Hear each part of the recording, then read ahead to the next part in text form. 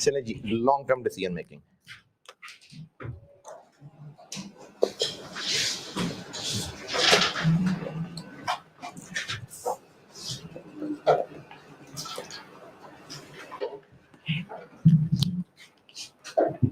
है decision making, लेकिन हमने इस डिसीजन को करते हुए जो इसके इफेक्ट्स देखने हैं वो मल्टीपल ईयर्स में देखने हैं।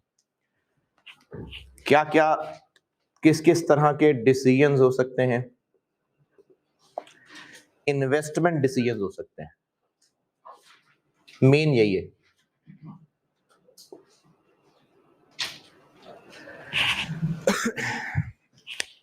अच्छा, बिजनेस पॉइंट ऑफ व्यू से, अकाउंटिंग पॉइंट ऑफ व्यू से नहीं पूछ रहा, बिजनेस पॉइंट ऑफ व्यू से इन्वेस्टमेंट से क्या मुराद है? अकाउंटिंग नहीं पूछ रहा, बिजनेस, वैसे ही finance business point of view से इन्वेस्टमेंट से क्या मुराद है? बिजनेस की इन्वेस्टमेंट, ऐसा काम करना मतलब ऐसा खर्चा करना। हाँ, तो बिजनेस पॉइंट ऑफ व्यू से इन्वेस्टमेंट का मतलब है खर्च करना और उससे फायदा आना। अच्छा, ज्यादातर जो इन्वेस्टमेंट का वर्ड यूज होता है ना, वो होता ही लॉन्गर रन के लिए कि ये इन्वेस्टमेंट है। तो इन्वेस्टमेंट डिसीजंस में हम लोग कर रहे होंगे जिसमें कोई एक खर्चा करना होगा, मोस्ट प्रोबेबली प्लांट खरीदना होगा, फैक्ट्री सेटअप करनी होगी और उससे over a long period benefits मिल रहे होंगे। तो ये इन्वेस्टमेंट डिसीजन है, इसमें सबसे ज्यादा यही है चीज मेन। फिर इसके अलावा ये जो भी मैंने पहले भी जिक्र किए थे, मेक और बाय डिसीजन भी हो सकता है। आल्दो के ये भी एक सॉर्ट ऑफ इन्वेस्टमेंट डिसीजन ही हो सकता है। जैसे पहले हमें चीज बाय किया करते थे, अब मेक करने का सोच रहे हैं, तो ये भी इन्वेस्टमेंट डिसीजन ही है। क्यों? क्योंकि अब मेक करेंगे तो मैन्युफैक्चरिंग फैसिलिटी बनानी पड़ेगी, तो ये भी एक इन्वेस्टमेंट डिसीजन ही है, लेकिन अलग से नाम इसलिए लिख रहा हूं कि ये भी एक जहन में हो कि अच्छा ये भी एक लॉन्ग टर्म डिसीजन मेकिंग चीज हो सकती है। इसी तरह से कंटिन्यू और शट डाउन हो सकता है कि एक फैक्ट्री है लॉस मेकिंग है। जैसे अभी जो वो शॉर्ट टर्म में आखिरी चीज मैंने बताई थी, उसमें अगर मैनेजमेंट ये डिसाइड करती कि इस सेगमेंट को अभी क्लोज कर दें या चलाते रहें, तो चलाते रहें, तो फिर चलाते रहें। तो कंटिन्यू और शट डाउन ये भी लॉन्ग टर्म डिसीजन मेकिंग हो सकती है। लेकिन मैंने ना यहाँ पर एग्जांपल्स लिखी हैं, मैंने ये नहीं कहा कि बस सिर्फ यही है जिस टॉपिक में पढ़ेंगे, मैंने ऐसी 2-3 एग्जांपल्स लिखी हैं। ज्यादातर इन्वेस्टमेंट डिसीजन होंगे, तो मैं स्टार्ट इन्वेस्टमेंट डिसीजन से कर रहा हूं। जो टेक्निक्स हम इन्वेस्टमेंट डिसीजन में सीख लेंगे वही टेक्निक्स ही यहां भी इस्तेमाल हो रही होंगी, लेकिन उन टेक्निक्स को सिखाने के लिए जो जो बात का फ्लो है वो इन्वेस्टमेंट पॉइंट ऑफ व्यू से, तो मैं कराने इन्वेस्टमेंट डिसीजन लगाऊं, लेकिन एक्चुअली मैं लॉन्ग टर्म डिसीजन मेकिंग सिखाने लगाऊं, क्योंकि जो भी तरीके इसमें सिखा रहा हूं वही तरीके हम यहां भी बहरहाल लगाएंगे। तो मैं ऑफिशियली इन्वेस्टमेंट डिसीजन पढ़ा रहा हूं, लेकिन मैं बस लॉन्ग टर्म डिसीजन मेकिंग पढ़ा रहा हूं। इन्वेस्टमेंट डिसीजंस से स्टार्ट करते हैं बात।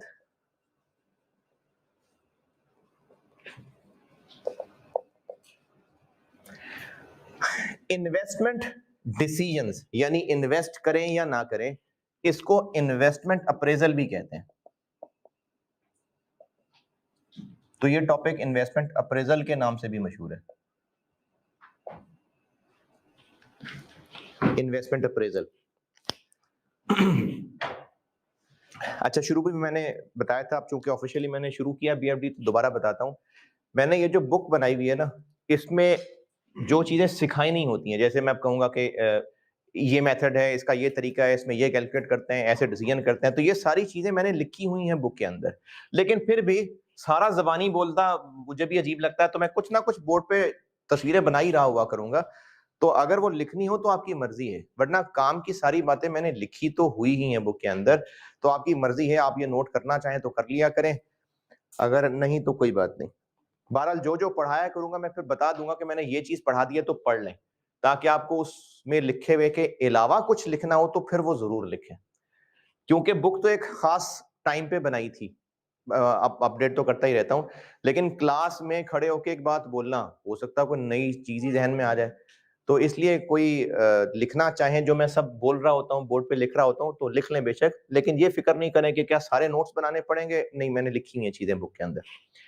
इन्वेस्टमेंट डिसीजन, चूंकि इन्वेस्टमेंट का डिसीजन है और बुजुर्गों के बनाए हुए इसमें काफी मेथड्स हैं, तो उनको हम इन्वेस्टमेंट डिसीजन की टेक्निक्स कह लेते हैं। कुछ बहुत बेसिक्स ही हैं और बिल्कुल बेसिक्स ही हैं और कॉन्सेप्चुअली इतनी स्ट्रांग नहीं है। कुछ एडवांस्ड हैं। जो बेसिक सी टेक्निक्स हैं, बेकार सी टेक्निक्स हैं, शायद कभी को 2-4 नंबर की टेस्ट हो जाए। एक है इसमें ARR, इसको कहते हैं अकाउंटिंग रेट ऑफ रिटर्न, और एक होती है पे बैक पीरियड।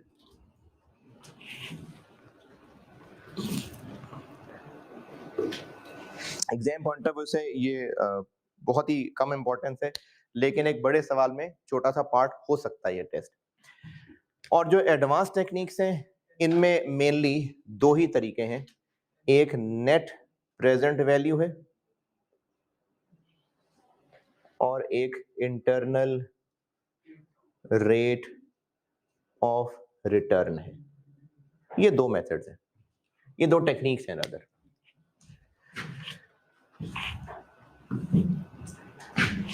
तो जब इन्वेस्टमेंट डिसीजन करना होगा तो मैनेजमेंट हमसे पूछेगी, हम यानी फाइनेंस के लोग, तो हम फाइनेंस को सामने रखते हुए जो उनको मशवरे देंगे वो इन पे बेस्ड होंगे।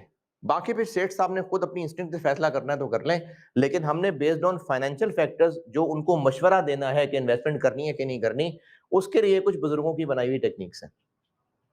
पहले ये आसान आसान करवाता हूं। Accounting rate of return, ARR भी कहते हैं इसको। ARR, not IRR, ARR। IRR एक अलग चीज है।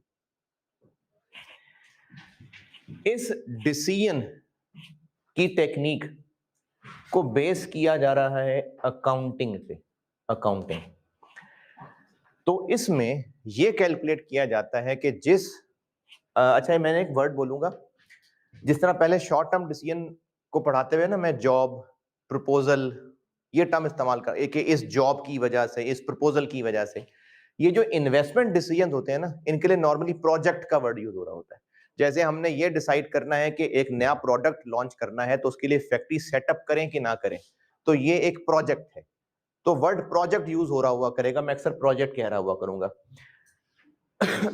और यहां भी जैसे मैंने पहले शॉर्ट टर्म में भी बताया था कि 2 ही तरह की बातें हो सकती हैं, या तो हमने एक प्रोजेक्ट को हाँ या ना करना होगा, या फिर मल्टीपल प्रोजेक्ट्स में से चूज करना होगा। तो यहां भी ऐसे ही है कि हम या तो किसी एक प्रोजेक्ट को अप्रेज कर रहे होंगे कि इसको हाँ या ना करें, या फिर मल्टीपल प्रोजेक्ट्स में से चूज कर रहे होंगे। तो यहां भी है बुनियादी तौर पे डिसीजन मेकिंग की 2 ही बातें, या तो एक को हाँ या ना बोलना है या मल्टीपल में से चूज करना है। Accounting rate of return method ये है कि जिस प्रोजेक्ट को हम अप्रेज कर रहे हैं उसका प्रॉफिट कैलकुलेट किया जाए। प्रॉफिट, कैश फ्लो नहीं, प्रॉफिट।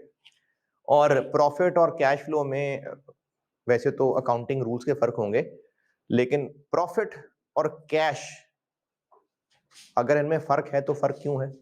यानी प्रॉफिट और कैश कितना जनरेट होगा नॉन कैश आइटम्स की वजह से, और सबसे मशहूर आइटम नॉन कैश डेप्रिसिएशन। तो इस टेक्निक में जिस प्रोजेक्ट को हम अप्रेस कर रहे हैं उसका निकाला जाएगा प्रॉफिट।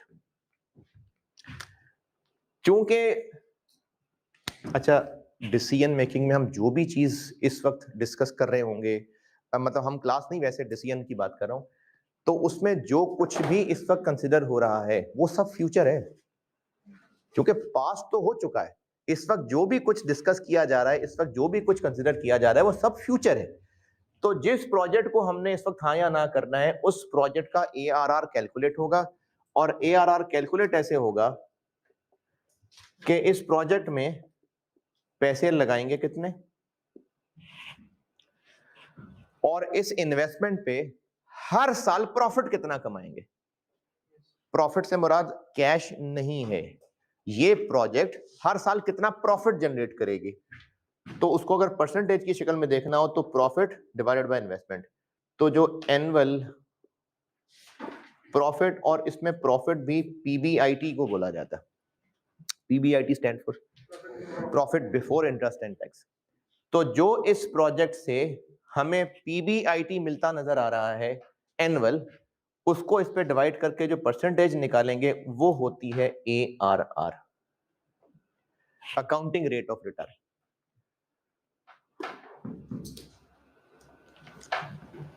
और डिसीजन रूल क्या हुआ कि अगर इस प्रोजेक्ट का ARR 18% निकल आया तो क्या करें? हाँ बोल रहे हैं। हाँ, इसमें ना ये अपने लिए स्टैंडर्ड सेट करना पड़ेगा। जैसे मैंने पहले भी सैलरी की मिसाल दी थी, दोबारा देता हूँ। आपको एक जॉब ऑफर हुई है और उन्होंने आपको ऑफर किया जी 1-20 ले लो और आ जाओ। अब इस वक्त जो मुल्क के हालात हैं, कहेंगे मैं भी आया। लेकिन वैसे अगर इसको डिसीजन के तौर पे देखना हो तो हाँ या ना, देखना पड़ेगा कि हमारा कम से कम रिक्वायर्ड क्या है। अगर उस पर पूरा उतरता है तो हाँ कर देंगे, नहीं तो छोड़ देंगे। तो बिजनेस इस तरह के प्रोजेक्ट्स के लिए कम से कम एक रिक्वायर्ड सेट करेगा कि अगर कम से कम मिसाल के तौर पे 20% कमाता होगा तो पैसे लगाएंगे, वरना रहने देंगे। तो इस प्रोजेक्ट को एक्सेप्ट करें या ना करें, क्या तरीका होगा? इसको हम एक्सेप्ट कर लेंगे अगर इस प्रोजेक्ट का ARR जो हमारा मिनिमम रिक्वायर्ड है या बेंचमार्क है या स्टैंडर्ड है, कम से कम उतना कमा के देगा तो एक्सेप्ट कर लेंगे, वरना रहने देंगे।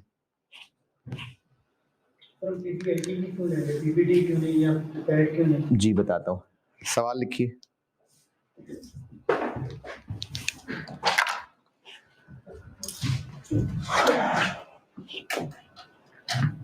एसेट की cost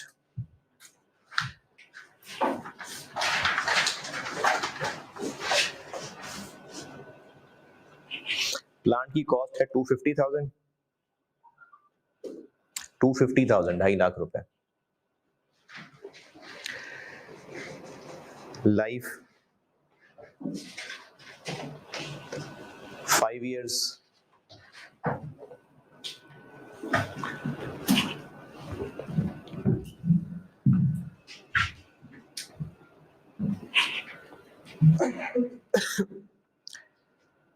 average annual PBIT, average annual PBIT 46,000।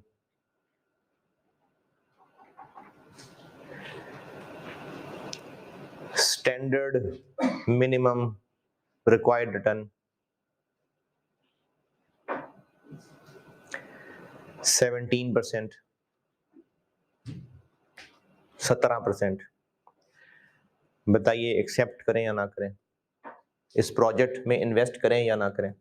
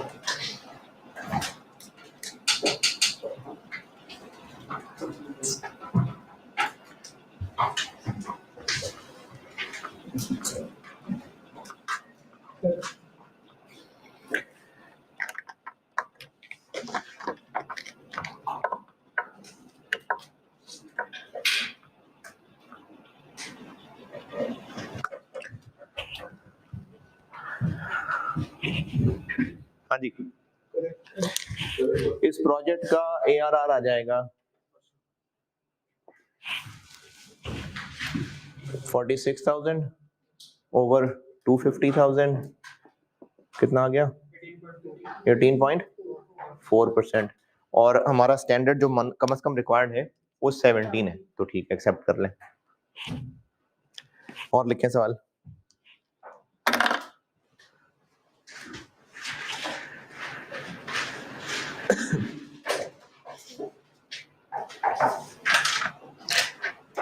Plant की cost 220,000, 220. Expected RV 20,000. Expected net operating cash flows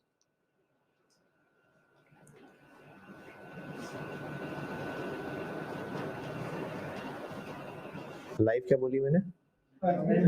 अच्छा चले, कैश फ्लोज में लाइफ आ जाएगी ईयर 1 के 74,000, ईयर 2 80,000, ईयर 3 90,000 और ईयर 4 106,000. 4 साल इसकी लाइफ है जी. अच्छा मैंने यहां पर लिखा है एनुअल, तो अगर हर साल प्रॉफिट डिफरेंट हो तो एवरेज कर लेंगे. निकालिए ARR.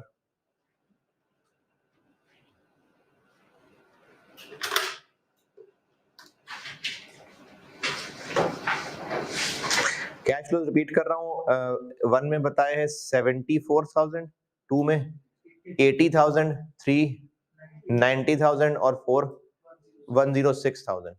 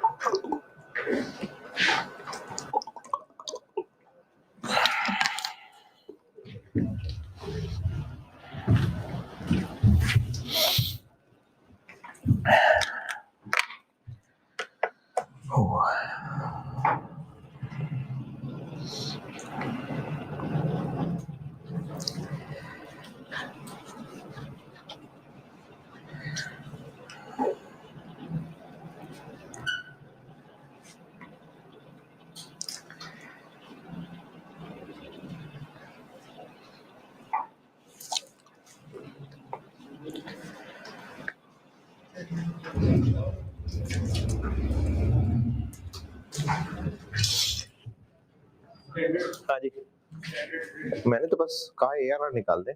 हाँ या ना तो नहीं पूछा, बस ARR निकाल दे.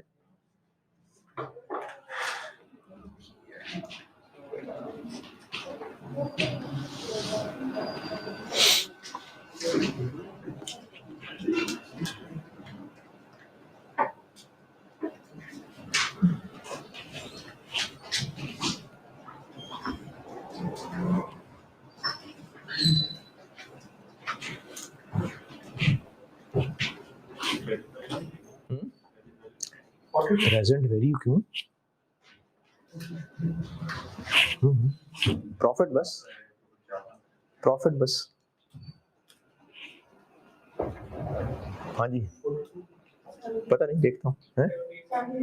70.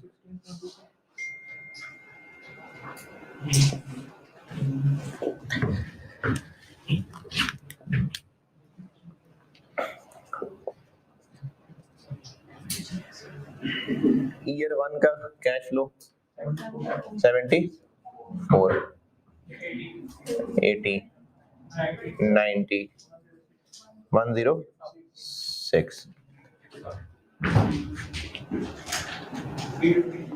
350,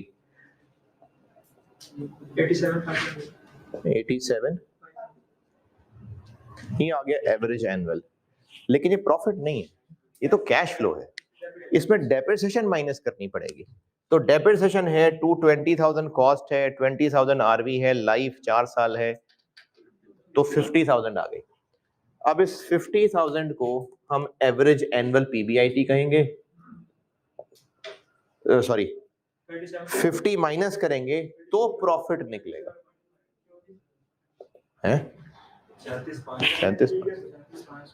50,000 डेप्रिसिएशन है ना, तो इसमें से 50 माइनस करेंगे तो प्रॉफिट निकलेगा और डिवाइडेड बाय 220।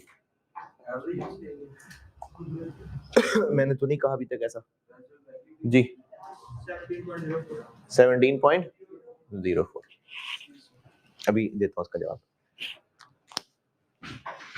तो चूंकि हर साल के अलग अलग थे, एवरेज कर लिया, और ये कैश फ्लो था, हमें प्रॉफिट चाहिए, तो वो डेप्रिसिएशन माइनस करेंगे तो प्रॉफिट निकलेगा।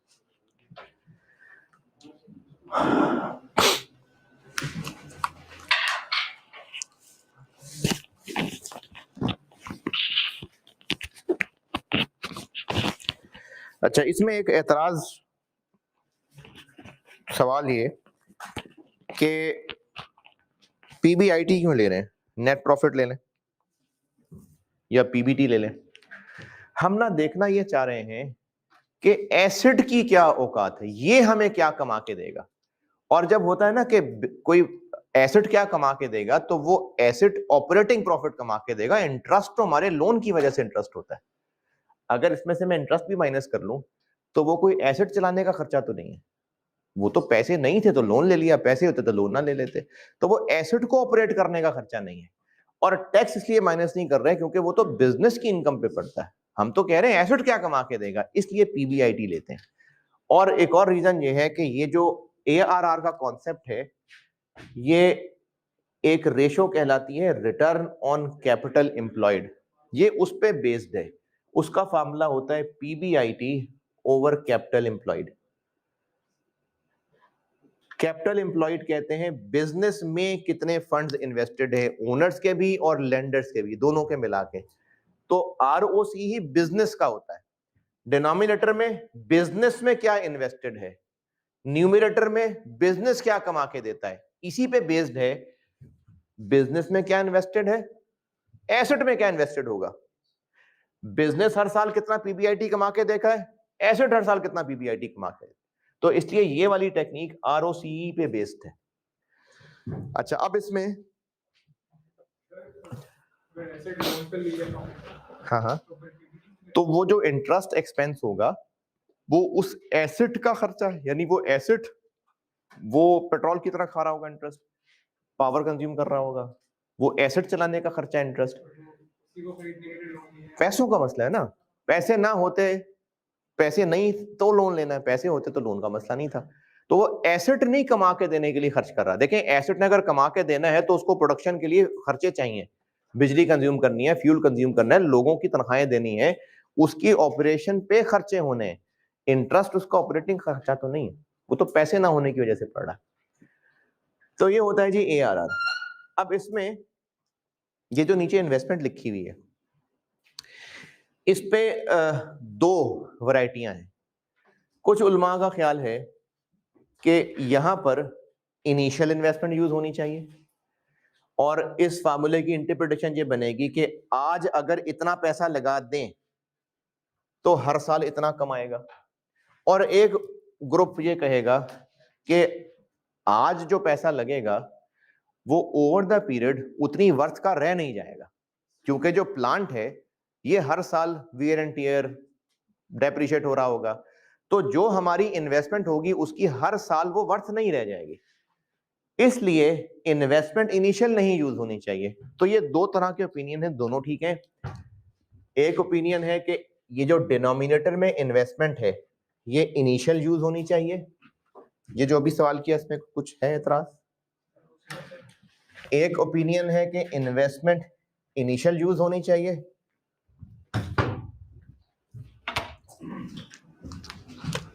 ये जो इधर डिनोमिनेटर में इन्वेस्टमेंट है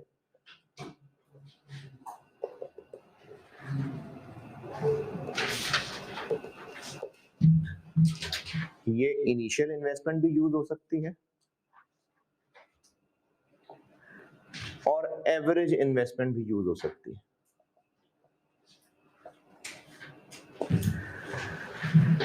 और इनिशियल इन्वेस्टमेंट तो इनिशियल जो शुरू में पैसा जेब से जाएगा। एवरेज इन्वेस्टमेंट है कि इस प्रोजेक्ट के शुरू में जो पैसा लगेगा वो इन्वेस्टमेंट होगी, और जब प्रोजेक्ट एंड हो जाएगा तो इसकी क्या वर्थ होगी। ये हो गई दो एक्सट्रीम्स। प्रोजेक्ट के स्टार्ट पे इसकी क्या वर्थ होगी ये, और जब प्रोजेक्ट एंड हो जाएगा तो इसकी क्या वर्थ होगी ये। अब ये दो एक्सट्रीम्स हैं, इन दो एक्सट्रीम्स का एवरेज लेना है तो दोनों को प्लस करके 2 पे डिवाइड करते हैं। हमने जो अभी 250 के लिए 220 यूज किया था वो 250 किधर है? 2/220। हाँ तो मैंने 220 बोला था। नहीं 220 बोला था मैंने। तो ARR की कैलकुलेशन में डिनोमिनेटर में इनिशियल इन्वेस्टमेंट भी यूज हो सकती है और एवरेज इन्वेस्टमेंट भी यूज हो सकती है। दोनों का आंसर सेम आएगा? नहीं, जब डिनोमिनेटर बदल जाएगा तो आंसर चेंज हो जाएगा। तो ये जो अभी सवाल किया, अगर इसमें 37,500 को डिवाइड करें आप 220 से तो आंसर आता है 17 पॉइंट। और अगर आप इस 37,500 को डिवाइड कर दें एवरेज से तो एवरेज क्या होगी? 220 plus 20 divide by 2, 220 plus 20 divide by 2, 120। अच्छा ये प्लस क्यों हो गया? कॉस्ट में से तो आरबी माइनस नहीं होती है? माइनस ही होती है यार। हम डेप्रिसिएशन नहीं निकाल रहे, हम दो वैल्यूज का एवरेज कर रहे हैं, एक स्टार्टिंग वैल्यू है और एक एंडिंग वैल्यू है। तो चूंकि दो वैल्यूज का एवरेज कर रहे हैं तो इसलिए प्लस करके 2 से डिवाइड कर रहे हैं। तो इसका आंसर बनेगा 31.25%। तो अगर कंपनी का मिनिमम रिक्वायर्ड स्टैंडर्ड 20% है तो एक्सेप्ट कर लें क्या ना? हाँ, कंपनी की मर्जी कि उन्होंने स्टैंडर्ड किस बेस पे, यानी वो ARR किस बेस पे कैलकुलेट करते हैं। अगर वो इनिशियल की बेस पे करते हैं तो स्टैंडर्ड भी उसको सोच के रखा होगा, और अगर एवरेज की बेस पे करते हैं तो स्टैंडर्ड भी उसके मुताबिक रखा होगा। तो ये है ARR, और ARR बस यही है, बहुत है जी। इनकी एवरेज का क्या मकसद हुआ? जब हम इस एसेट यानी प्लांट सेटअप कर दें, इस प्रोजेक्ट को शुरू कर देंगे तो हमारा पैसा उसमें इन्वेस्ट हो जाएगा। जब प्रोजेक्ट की लाइफ खत्म हो जाएगी 4 साल बाद, तो वो जो हमारा पैसा लगा हुआ था वो 20,000 वर्थ का रह जाएगा। शुरू में लगेगा 220, इन्वेस्टमेंट की वर्थ स्टार्टिंग में 220 है। जब प्लांट सेटअप करेंगे तो शुरू में जेब से कितना पैसा जाएगा? 220। तो हमारी इस इन्वेस्टमेंट की प्रोजेक्ट स्टार्ट पे कितनी वर्थ है? 220। और जब प्रोजेक्ट एंड हो जाएगा तो वो हमारी इन्वेस्टमेंट 20,000 वर्थ की रह जाएगी। तो हम इन दो एक्सट्रीम्स की एवरेज कर रहे हैं। प्रोजेक्ट के शुरू में जो हमारा पैसा लगेगा उसकी वर्थ ओवर द पीरियड कम होती जा रही होगी क्योंकि प्लांट पुराना होता जा रहा होगा। तो हम इनिशियल इन्वेस्टमेंट भी यूज कर सकते हैं डिनोमिनेटर में, एवरेज भी यूज कर सकते हैं। एवरेज का कॉन्सेप्ट ये है कि over the period of project हमारी इस इन्वेस्टमेंट की एवरेज वर्थ क्या है। तो एवरेज लेने के कई तरीके होते हैं। एक तरीका है दो एक्सट्रीम्स को एवरेज कर लें। अच्छा माइनस रेजिडुअल वैल्यू मिसाल के तौर पे करते हैं तो वो वाला पोर्शन करते हैं कि हमारा जितना इस पे एक्सपेंडिचर होगा तो एक्सपेंडिचर तो 220 होगा। 220 के बाद 20 का एंड वापस आ जाएगा। अच्छा ये तो डेप्रिसिएशन की कैलकुलेशन हो गई ना, टोटल लगेगा वो तो 220 लगेगा ना, शुरू में तो 220 लगेगा। जो हमारा प्रोजेक्ट होगा, जो हमारी इन्वेस्टमेंट होगी, उस इन्वेस्टमेंट की worth through out the period 220 नहीं रहेगी, कम होती जाएगी। तो जब कम होती जाएगी तो हम उसका एक एवरेज कर लेते हैं। एक चीज जिसने चेंज होते जाना है, मैं ये नहीं कह रहा कि पैसा जाएगा 220 और आएगा 20 तो नेट 200, नहीं, ये बात नहीं हो रही। बात ये हो रही, ये बिल्डिंग बनाई है, अब इस बिल्डिंग को बनाने में पैसा लगा, ये एक इन्वेस्टमेंट है। ओवर द पीरियड इस इन्वेस्टमेंट की वर्थ सेम रहेगी। बढ़ तो सकती है, वो तो प्रॉपर्टी आ गई ना, प्लांट है तो वर्थ कम हो सकती है ना। तो इस वक्त बात ये हो रही है कि जो हमारा इस प्रोजेक्ट में पैसा लगा होगा, अब हम उस प्रोजेक्ट की बात कर रहे हैं, उस प्रोजेक्ट में लगा हुआ पैसा, कैश फ्लो नहीं कह रहा, उस प्रोजेक्ट की worth over the period change हो रही है, तो हम उसका एवरेज करना चाह रहे हैं। तो एवरेज के कई तरीके हो सकते हैं। एक तरीका होता है दो एक्सट्रीम्स का एवरेज कर लें। तो एक एक्सट्रीम है कि स्टार्टिंग पे इन्वेस्टमेंट की वर्थ क्या होगी, और एक एक्सट्रीम है कि एंड पे वर्थ क्या होगी। तो इसलिए दो का एवरेज कर लिया। आप क्या कह रहे थे? सर इसमें अगर वर्किंग कैपिटल की इन्वेस्टमेंट वो मैंने भी टर्म बोली नहीं है ना, अगर वो भी इन्वेस्टमेंट में ही काउंट होती है। हाँ, वो इन्वेस्टमेंट ही होती है, यानी working capital is an investment. ये फिर एवरेज इन्वेस्टमेंट में इसी तरह ही लेंगे आपसे। वर्किंग, ये बाकी लोग जो पहली दफा बीएफडी पढ़ रहे हैं, ignore this discussion. Working capital भी एक इन्वेस्टमेंट है, तो जो आज शुरू में वर्किंग कैपिटल लगेगा वो उसमें शामिल होगा, और जो एंड पे उसकी वर्थ रह गई होगी वो उसमें शामिल होगा। वो भी एक इन्वेस्टमेंट ही होती है, लेकिन वो पढ़ेंगे बाद में, इसलिए मैंने भी जिक्र नहीं किया था आज। नहीं, जब मैं वर्किंग कैपिटल पढ़ाऊंगा ना, तो उसमें हम ये देख लेंगे कि वर्किंग कैपिटल भी एक इन्वेस्टमेंट ही होती है। वो तो है। अभी तो मैंने इस वक्त सिर्फ मैंने यहाँ इन्वेस्टमेंट लिखा है ना, मिसाल मैंने प्लांट की दी है। प्लांट भी हो सकता है, बिल्डिंग भी हो सकती है, कुछ स्टॉक खरीद के भी रखना पड़ सकता है। इन्वेस्टमेंट मैंने कॉस्ट ऑफ प्लांट नहीं लिखा, इन्वेस्टमेंट लिखा है। तो इन्वेस्टमेंट के अंदर वर्किंग कैपिटल भी एक इन्वेस्टमेंट है, तो अगर वो भी एक इन्वेस्टमेंट होगी तो वो भी यहाँ पर आ जाएगी। इन्वेस्टमेंट लिखनी है यहाँ पर। ARR डन जी। क्या? कैश फ्लो की जो कैपिटल ले रहे हैं, हाँ, तो पहले साल के लिए कैश फ्लो एनुअल, अच्छा ठीक है। पहले साल का हम जो कैश फ्लो ले लें, उसमें से डेप्रिसिएशन पहले साल की माइनस करके उसका एनुअल जो ईयर 1 का है वो ले, हाँ। उसमें पहले साल की इतनी वर्थ है वो लिख दें, दूसरे साल में जितनी वर्थ कम होगी 50,000 से, तो इन्वेस्टमेंट की वैल्यू वो लिखे। 4 साल का सेपरेट निकाल के ARR एवरेज फिर उसका एवरेज देना। असल में ना ये हैं बुजुर्गों के बनाए हुए तरीके। तो जिस बुजुर्ग ने तरीका बनाया उसने यही तरीका बताया। जब आप बुजुर्ग होंगे और आप ये तरीका दुनिया वालों को बताएंगे तो ये भी किताबों में आ जाएगा। आपकी बात ठीक है, ये भी हो सकता है, लेकिन बस जो तरीका चलता है वो बस ये है।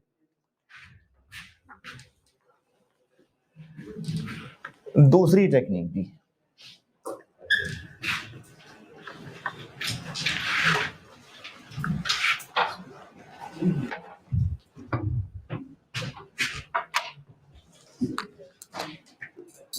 पे बैक पीरियड।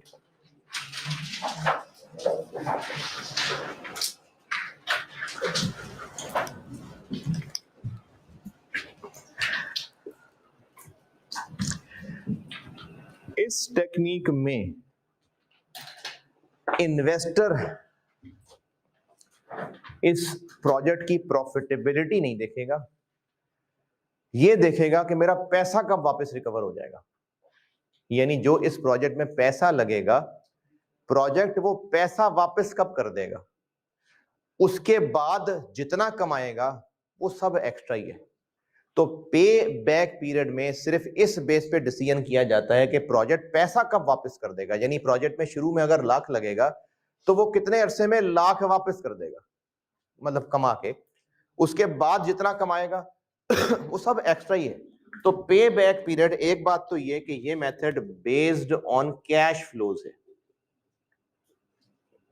पिछला वाला मेथड प्रॉफिट पे बेस्ड था, और बस वही प्रॉफिट पे बेस्ड था, उसके अलावा डिसीजन मेकिंग में जो कुछ भी पढ़ेंगे वो सब कैश पे बेस्ड है।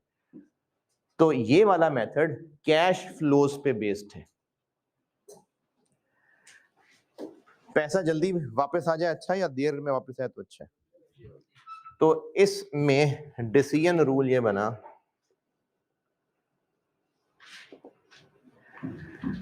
कि प्रोजेक्ट का पेबैक पीरियड कैलकुलेट करेंगे,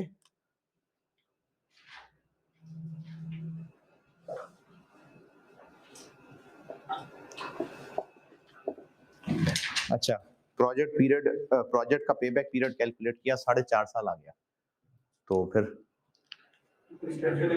तो इसके लिए भी कोई ना कोई स्टैंडर्ड रखा होगा। तो अगर प्रोजेक्ट का जो पेबैक है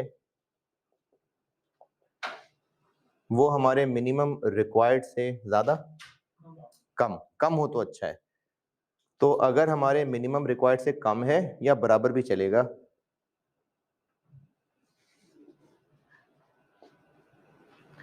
तो फिर प्रोजेक्ट अच्छा है।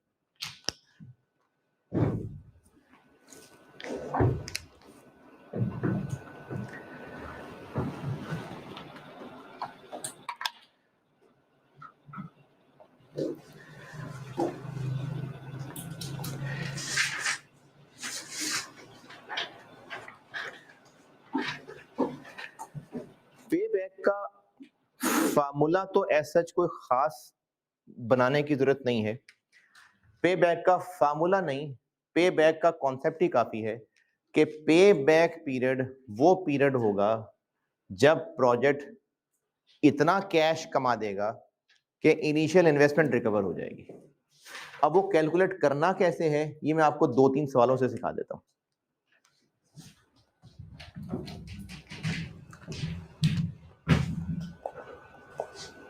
एक एग्जांपल, इनिशियल इन्वेस्टमेंट जो चाहिए होगी वो चाहिए होगी 240,000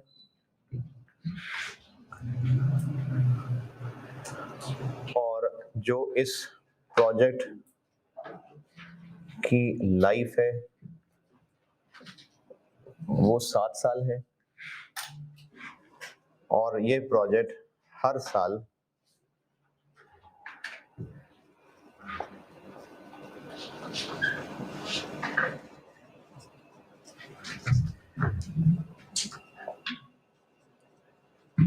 $80,000 का कैश जनरेट कर दिया करेगा हर साल। तो इनिशियल पैसे कितने साल में पूरे कर देगा? हर साल 80,000 नेट कैश जनरेट कर देगा 3 साल में। तो इसमें फार्मूला बन गया इनिशियल इन्वेस्टमेंट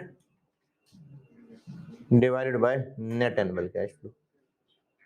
तो इसका आंसर आ गया 3 साल। क्योंकि जब हर साल बराबर ही आने तो इसको इस पे डिवाइड कर दें, पता चल जाएगा कितने साल में पूरे हो जाएंगे। तो अगर हर साल बराबर कैश जनरेट करना है तो पे बैक ऐसे निकलेगा।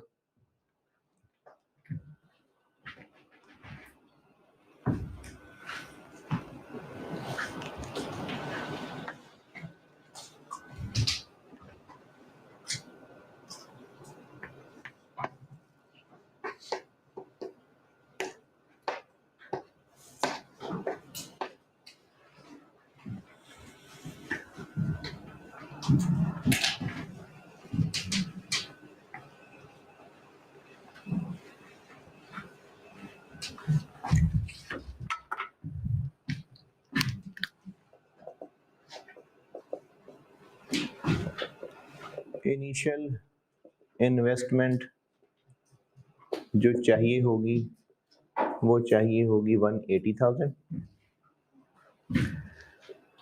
और नेट एक्सपेक्टेड कैश फ्लोज होंगे ईयर 1 में ये कमा देगा 75,000, ईयर 2 में 50,000 कमा देगा, ईयर 3 में 40,000 कमा देगा,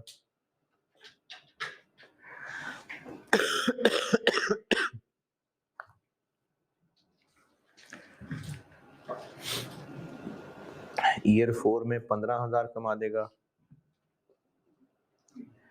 ईयर 5 में 45 कमा देगा और 6 साल में 65 कमा के बस खत्म।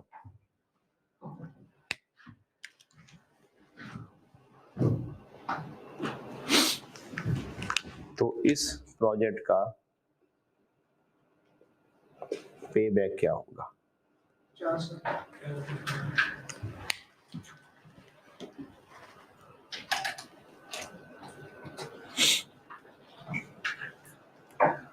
हाँ जी,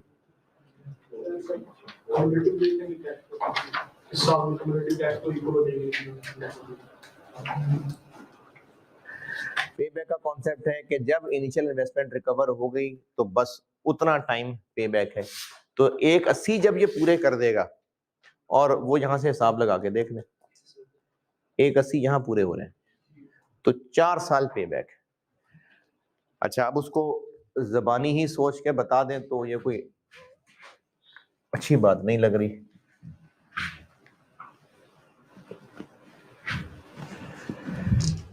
तो इसको फिर ऐसे सॉल्व कर लेंगे कि एक कैश का एक बैलेंस बना लेंगे।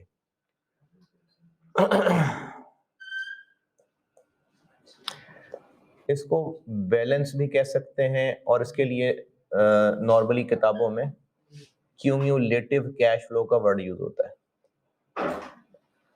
मकसद बेसिकली बैलेंस है। इनिशियली इस प्रोजेक्ट पे 180 का आउटफ्लो हो जाएगा, और बैलेंस ये है कि हमने नेगेटिव 180 से कैश स्टार्ट किया। फिर ईयर 1 में ये कैश 75 दे देगा, तो कैश का बैलेंस रह गया 105। फिर ईयर 2 में ये 50 दे देगा, ओह नेगेटिव सॉरी 50 और मिल गया, और वो जो ओवरड्रान था वो रह गया 55। फिर ये तीसरे साल में 40 जनरेट कर देगा, ये रह गया 15 नेगेटिव, और चौथे साल में ये 15 जनरेट कर देगा, तो ये नेगेटिव से 0 पे पहुंच गया। बस जहां ये 0 पे पहुंचेगा वो पे बैक है।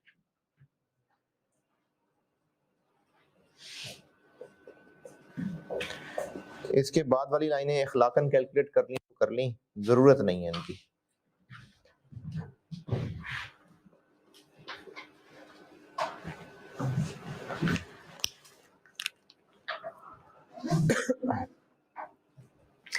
तो इसमें पे बैक निकालने का तरीका यह है कि कैश फ्लोज को लिखें और उनका बैलेंस करते जाएं। क्यूमुलेटिव कैश फ्लो भी कहते हैं इसको। तो जहां पर ये क्यूमुलेटिव कैश फ्लो 0 नजर आ जाए वो पे बैक है।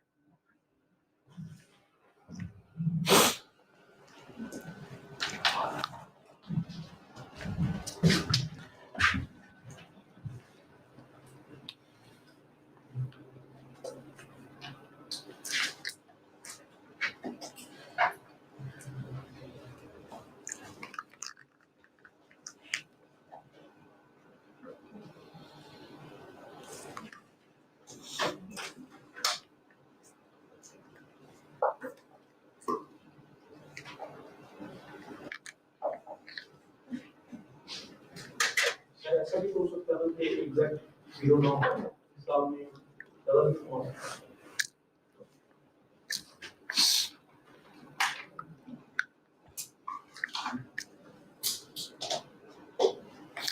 इसको नोट फिर आगे चलते हैं।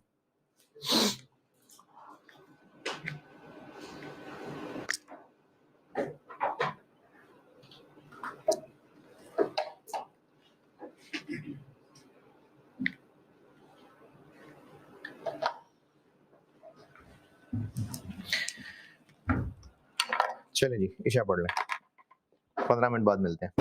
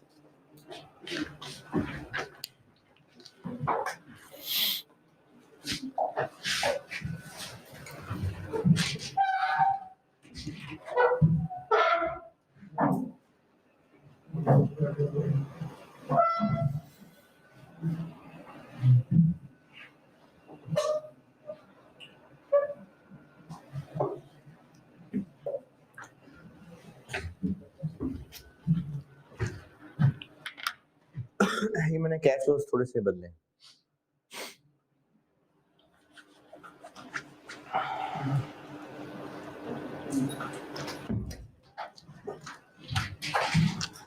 इसमें 45 और फिर 80, 30 और 20,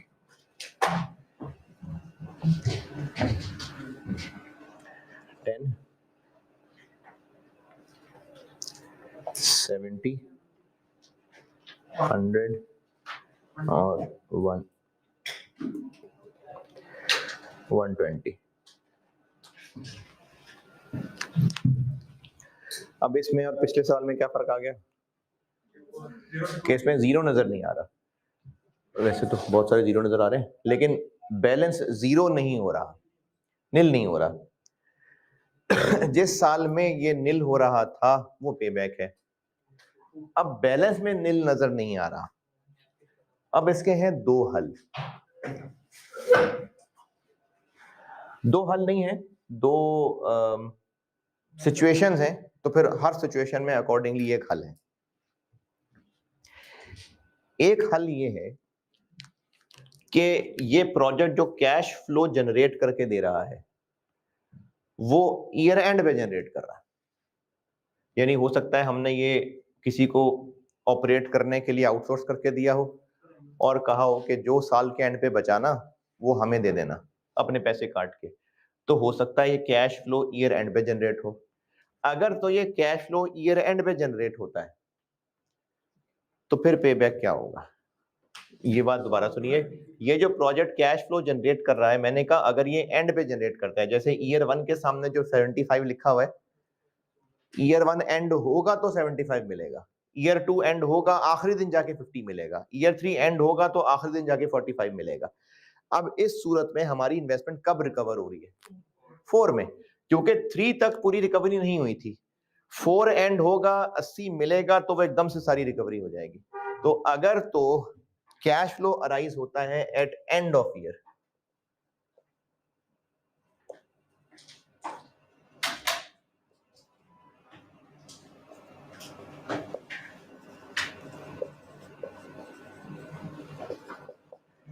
अगर तो कैश फ्लोज अकर होते हैं एट एंड ऑफ ईयर, तो फिर इस सवाल के पे बैक का आंसर है ईयर 4 या 4 साल,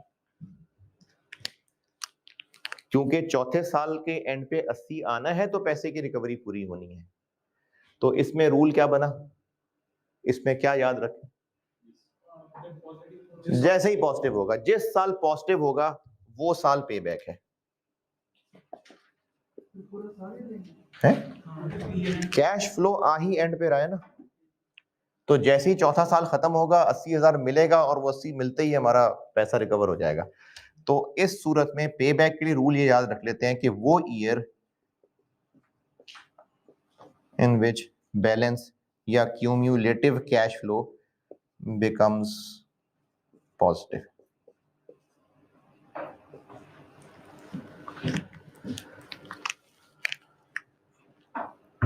जिस ईयर में क्यूम्युलेटिव कैश फ्लो यानी वो बैलेंस वाला कॉलम पॉजिटिव हो जाएगा वो पे बैक है।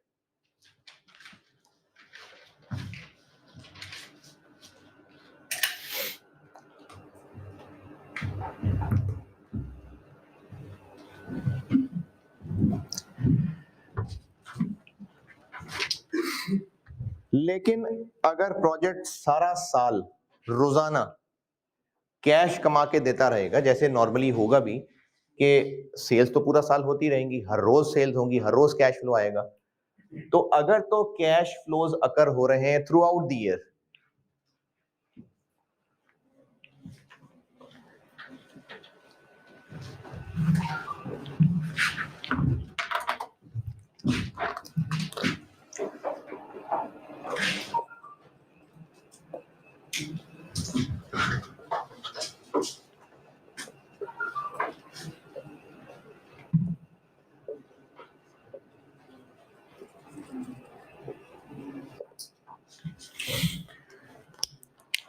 अगर तो cash flows throughout the year evenly occur हो रहे हैं, यानी हर रोज बराबर, तो फिर पे बैक चौथे साल में कहीं है, क्योंकि 3 साल तक तो नेगेटिव था, चौथे साल के एंड तक पॉजिटिव हो गया है, तो उसका मतलब चौथे साल में कहीं वो 0 तक पहुंचा है। अब इसको मैं एक लाइन के जरिए भी बता देता हूं और यहां इस टेबल के जरिए भी बता देता हूं। ईयर 4 के स्टार्ट पे बैलेंस 10 नेगेटिव था और ईयर 4 में, पूरे ईयर 4 में 80,000 जनरेट हुआ। अगर 80,000 पूरा साल में जनरेट हुआ तो बस ईयर 4 में कितना चाहिए था पैसा रिकवर करने के लिए? 10,000। तो अगर ये पूरे साल में है तो 10,000 साल के कितने पोर्शन में हुआ होगा? 10,000 डिवाइड बाय 80,000। तो फिर वो पोर्शन ऑफ ईयर 4 निकल आएगा जिसमें ये पैसे पूरे हुए। तो वो पोर्शन क्या बना? 10,000 डिवाइडेड बाय 80,000 कितना बना है? 1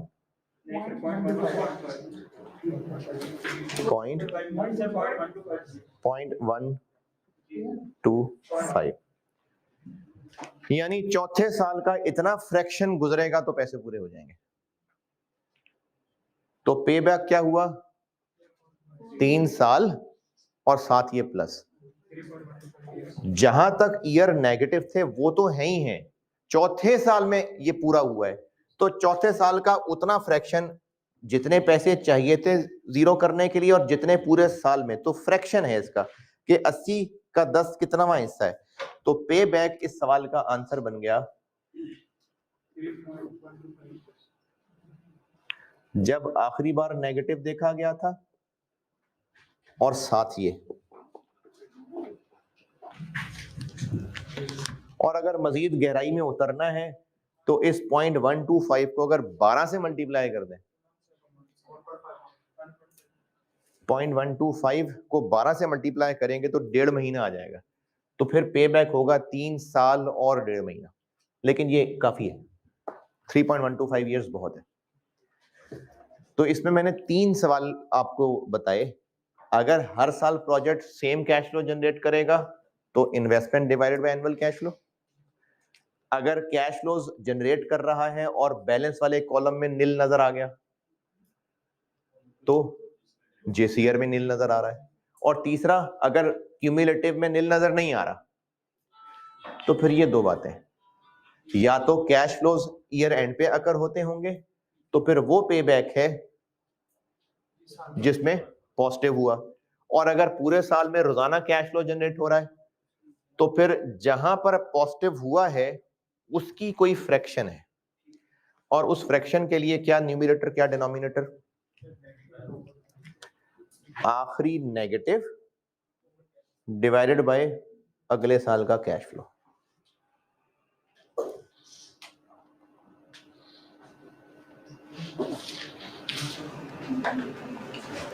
आखिरी नेगेटिव डिवाइडेड बाय अगले साल का कैश फ्लो, ये फ्रैक्शन निकलेगी और दिस प्लस वो फ्रैक्शन, ये पे बैक पीरियड है। और पे back period cash flow based है, ये कैश फ्लोज हैं, और चूंकि ये इन्वेस्टमेंट डिसीजन हो रहा है, कैश फ्लोज हैं, तो कौन से कैश फ्लोज? रेलेवेंट वाले। ये शॉर्ट टर्म डिसीजन मेकिंग से यही चीज तो मैं आगे लाया हूं कि जब भी कोई डिसीजन करना होगा तो हमें सिर्फ रेलेवेंट आइटम यूज करनी है, तो कैश फ्लोज वो भी रेलेवेंट वाले। ये है जी पे बैक। पे बैक की 2 वैरायटियां और हैं, इसको नोट कर लें फिर वो बताता हूं।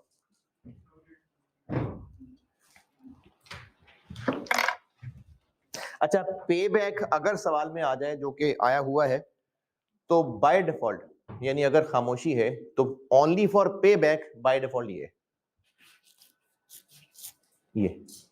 यानी अगर सवाल में आपको नहीं कहा कि कैश फ्लोज कब अकर हो रहे हैं, तो सिर्फ और सिर्फ पे बैक के लिए बाय डिफॉल्ट ये है। अदरवाइज अब से ऑनवर्ड जो हम डिसीजन मेकिंग पढ़ेंगे उसमें वो होता है बाय डिफॉल्ट, वो आगे चल के बताऊंगा, यानी एंड वाला। पे बैक के अलावा आगे जो डिसीजन मेकिंग पढ़नी है उसमें एंड वाला बाय डिफॉल्ट है। लेकिन सिर्फ पे बैक के लिए ये वाला बाय डिफॉल्ट है, इवनली वाला।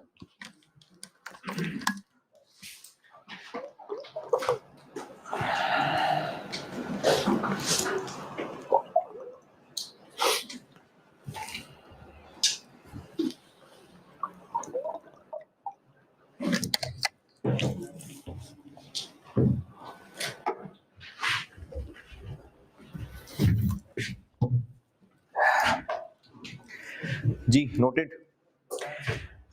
पे बैक की दो वैरायटियां और हैं।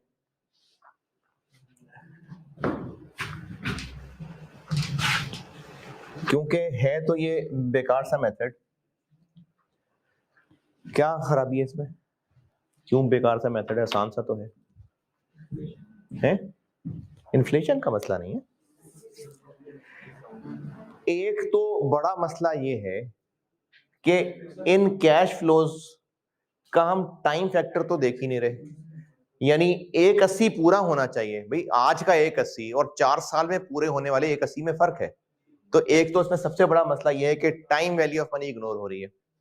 फिर उसके अलावा एक और खराबी ये है कि अगर दो में से कोई एक चुनना हो तो कौन सा बेहतर होगा, जिसका पे बैक कम या ज्यादा? दो प्रोजेक्ट हैं, उनमें से कोई एक चूज करना है और पे बैक टेक्निक पे फैसला करना है। तो जिसका पे बैक कम होगा, हो सकता है जो पे बैक ज्यादा हो वो एंड ज्यादा कमा के दे रहा हो और ये 2 साल में पैसे पूरे कर दे और 2.5 साल में वैसे ही ठूस हो जाए। पैसे पूरे कर दे बस 2.5 साल में खत्म। लेकिन दूसरा हो सकता है 7 साल में पैसे पूरे करके दे लेकिन चले 70 साल। तो पे बैक मेथड ये बाद वाले कैश फ्लोज भी इग्नोर कर रहा होता। तो पे बैक मेथड की दो वैरायटियां और हैं।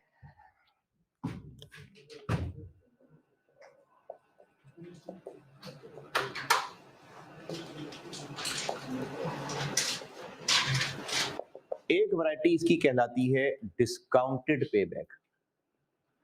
और जिन लोगों को ये एतराज कि इसमें time value of money ignore हो गई, तो बुजुर्गों ने डिस्काउंटेड पे बैक का एक कॉन्सेप्ट बताया कि चलो उनके तो मुंह बंद कराए ना। तो डिस्काउंटेड पे बैक भी इसकी एक वैरायटी है और एक होता है बेल आउट।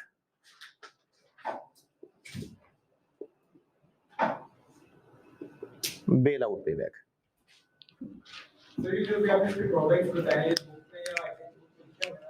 हाँ लिखे होंगे।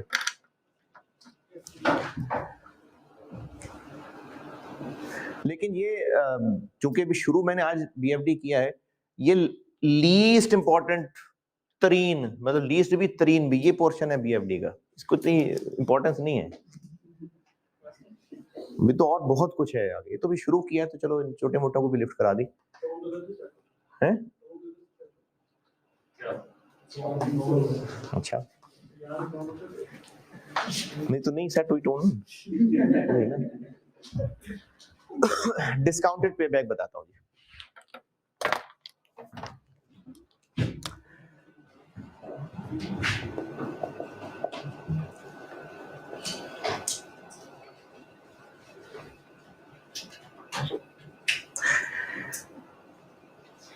Discounted payback. Discounted payback मैं सवाल सॉल्व करके ही दिखा देता हूँ, जो सवाल मैं करूंगा वही होता है डिस्काउंटेड पे बैक। इसमें सिर्फ एक मसले का हल रिजॉल्व कर देते हैं, टाइम वैल्यू ऑफ मनी का। तो वो मैं आपको इसी ये जो सामने किया हुआ है इसी से करके दिखाता हूँ।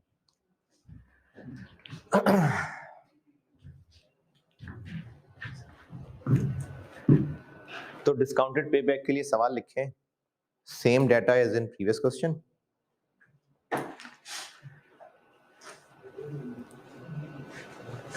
और डिस्काउंट रेट 10% है, बाकी डाटा यही है, डिस्काउंट रेट 10%।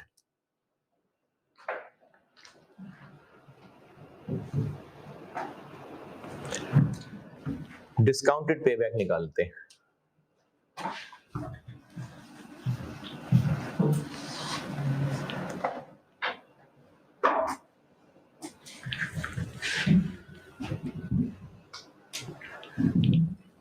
डिस्काउंटेड पे बैक जो शिकायत दूर कर रहा है वो ये शिकायत दूर कर रहा है कि हम कैश फ्लोज की टाइमिंग को नहीं लिफ्ट करा रहे, तो करा रहे थे लिफ्ट।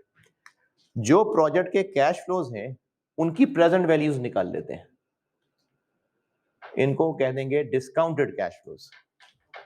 जो इस प्रोजेक्ट के कैश फ्लोज हैं, हम उनकी प्रेजेंट वैल्यू निकाल लेते हैं, उनको डिस्काउंट कर लेते हैं। इस 180 की प्रेजेंट वैल्यू तो 180 ही है, क्योंकि ये तो अभी लग जाएगा पैसा। इसको 10% पे कितने साल डिस्काउंट? 1 साल करिए। 68181। इसको 10% पे पावर 2 डिस्काउंट 41322। इसको पावर 3 डिस्काउंट 33809। इसको पावर 4 डिस्काउंट 54641। इसको पावर 5 डिस्काउंट 18628। और इसको पावर 6 डिस्काउंट 11289। तो जैसे सादा पेबैक सॉल्व करते हैं, बिल्कुल वैसे ही डिस्काउंटेड पेबैक सॉल्व होगा, बस उसमें इस कैश फ्लो वाले कॉलम की जगह डिस्काउंटेड कैश फ्लो वाला कॉलम यूज होगा। यानी वो जो ईयर 3 में से जनरेट करना है इन टुडेज टर्म्स, वो 45 नहीं 33 है। तो इन कैश फ्लोज को यूज करके अगर पेबैक निकाला जाए तो वो payback discounted payback.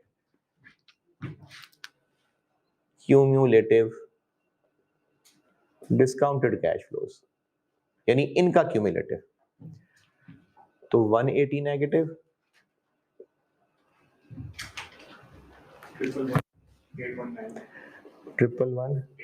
819 negative, 70497 negative, 36688 negative, 17953 और बाकी की खैर है, बाकी की जरूरत ही नहीं है। अब नील तो नहीं आ रहा। अगर ये अजम्पशन लें तो फिर 4, और अगर वो फ्रैक्शन वाला काम करें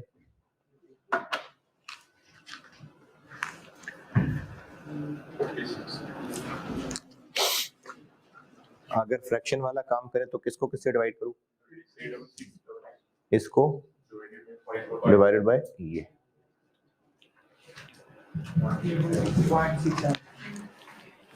तो पेबैक, डिस्काउंटेड पेबैक बन गया 3.67 इयर्स। ये डिस्काउंटेड पेबैक होता है पेबैक, तरीका भी वही है, सिर्फ कैश फ्लो वाले कॉलम की जगह डिस्काउंटेड कैश फ्लो वाला कॉलम यूज हो जाएगा, तरीका वही है।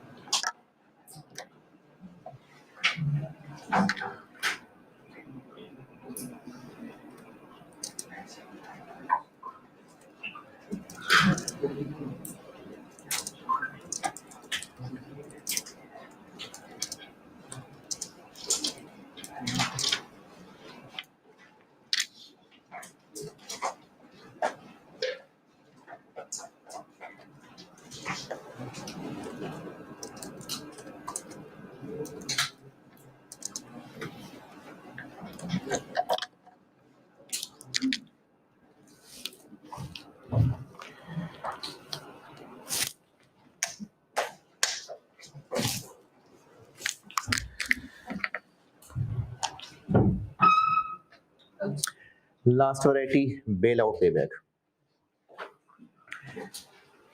और ये क्या होता है ये मैं आपको एग्जांपल के साथ ही सिखाता हूँ।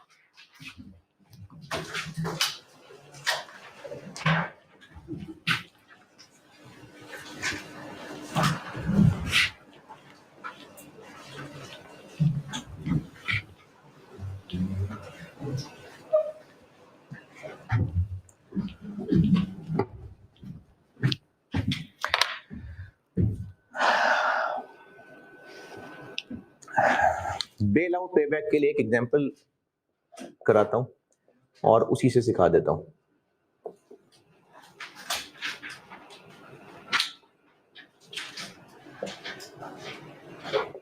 Bail out payback.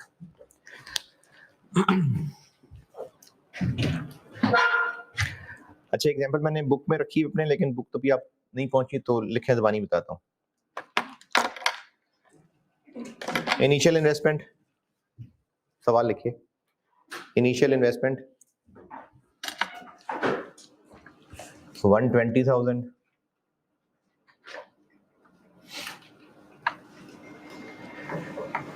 Project life 4 साल,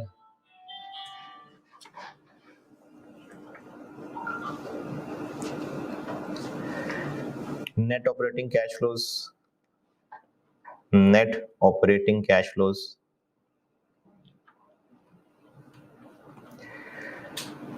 ईयर 1 2 3 4 1 2 3 4 40,000, 55,000 55,000, 20,000 और 35,000। कैश फ्लोज रिपीट कर रहा हूं, 40,000, 55,000, 20,000 और 35,000। फिर लिखिए bail out cash flows. Bail out cash flows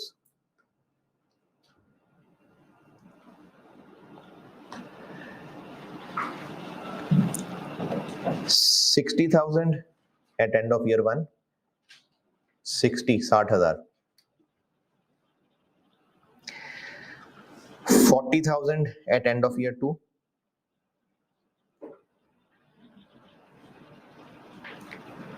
और 25,000 at end of year 3।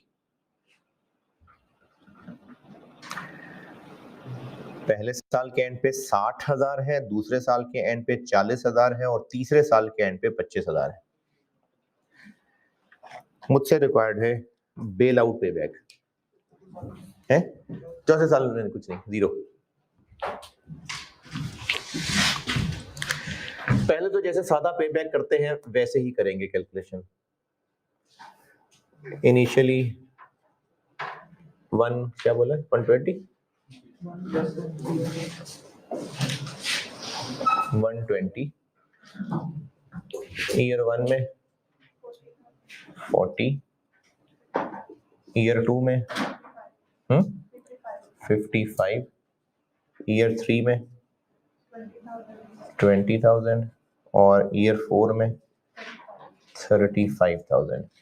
और जैसे क्यूमुलेटिव निकालते हैं बिल्कुल वैसे ही निकाल लें। बैलेंस कह दें, क्यूमुलेटिव कह लें।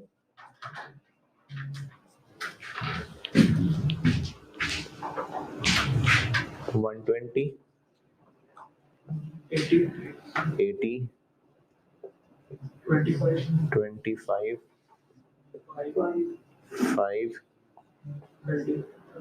30।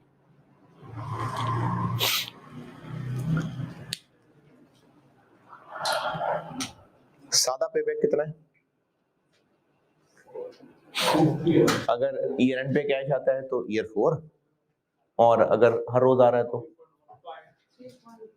तो चौथे साल में कहीं होगा 3.1, यानी दिस डिवाइडेड बाय 35, तो 3.17। बेल आउट पेबैक ये है कि 4 साल पूरे करेंगे तो कैश पॉजिटिव होगा, लेकिन 4 साल लाजमी चलेगा प्रोजेक्ट, या हम अगर पहले भागना चाहें तो ऑप्शन है कि नहीं है, तो इसको बेल आउट कहते हैं। जैसे अगर प्रोजेक्ट को चलते हुए 1 साल हुआ होगा तो हम इस प्रोजेक्ट से क्विट कर सकते हैं, किसी को बेच जाएं, तो जो हमसे ये खरीदेगा वो कितने पैसे हमें देगा, ये बेल आउट कैश फ्लो। यानी हम एग्जिट करना चाहें तो हमें क्या मिलेगा, क्योंकि प्रोजेक्ट तो अभी बाकी होगा, तो हम किसी को फैक्ट्री बेच के निकल सकते हैं, तो जितने के बेच सकेंगे वो बेल आउट कैश फ्लो है।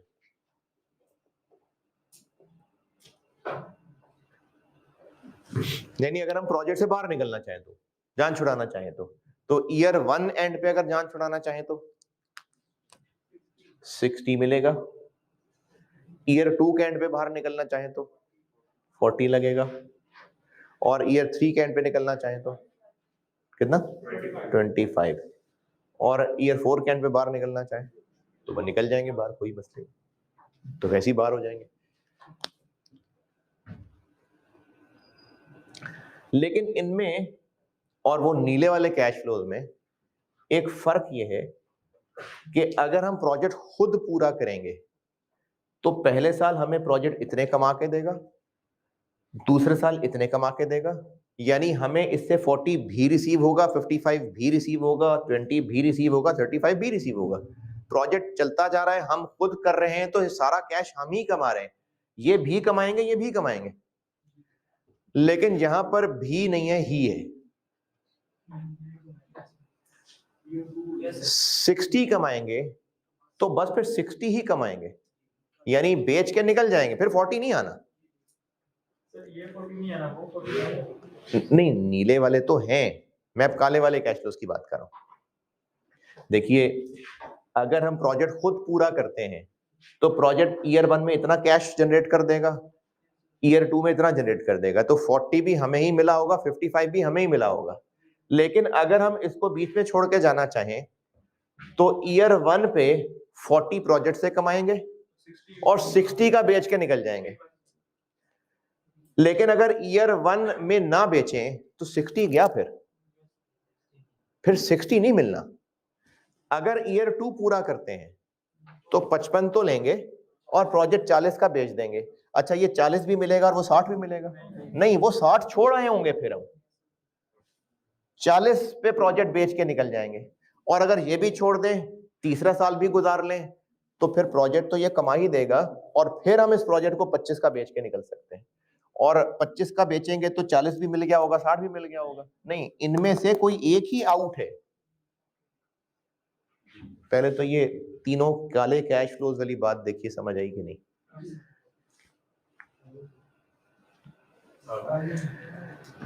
अब इसमें बेल आउट पेबैक ये है कि हर साल को इस नजर से देखें कि अगर भागना हो तो क्या, यानी दिस प्लस दिस, इन दोनों को प्लस, नाम तो उसको जो मर्जी दे दें, लेकिन इन दोनों को प्लस। ये 120 नेगेटिव, ये, बल्कि ये कैलकुलेट करने की जरूरत ही नहीं है, ये 20 नेगेटिव, 15 पॉजिटिव, 20 पॉजिटिव और 30।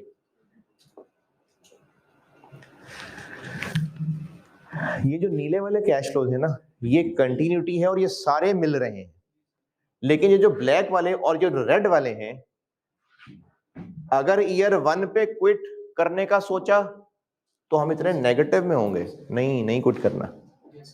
लेकिन अगर ईयर 2 में क्विट करने का सोचा तो अब हम एंड पॉजिटिव ही करेंगे।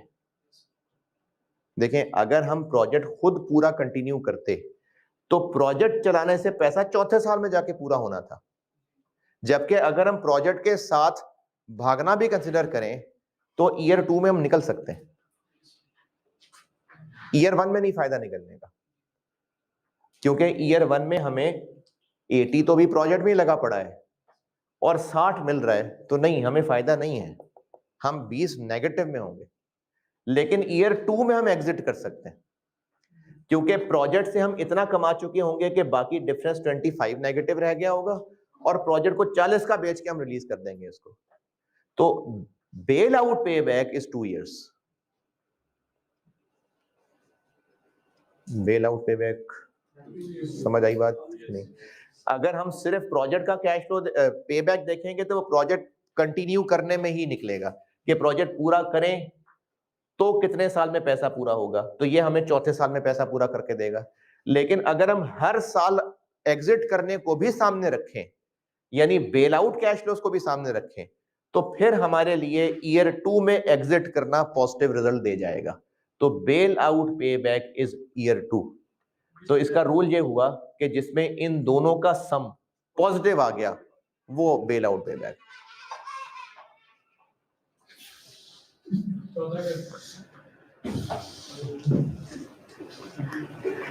हाँ, क्या तारीख हो गई है? आज हाँ, वो फॉर्म के जवानों ने भी पैपे भी करना है।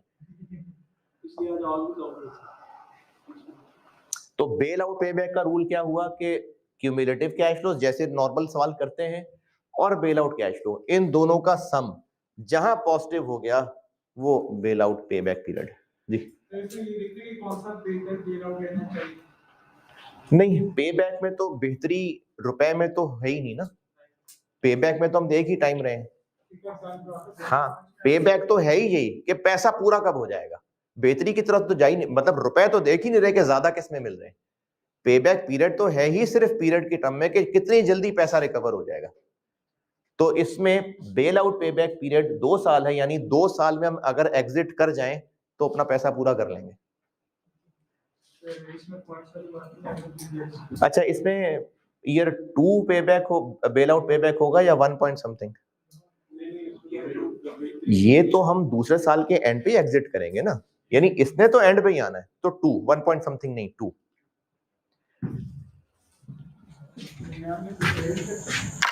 है। नहीं, वो value he at the end of बताइए ना।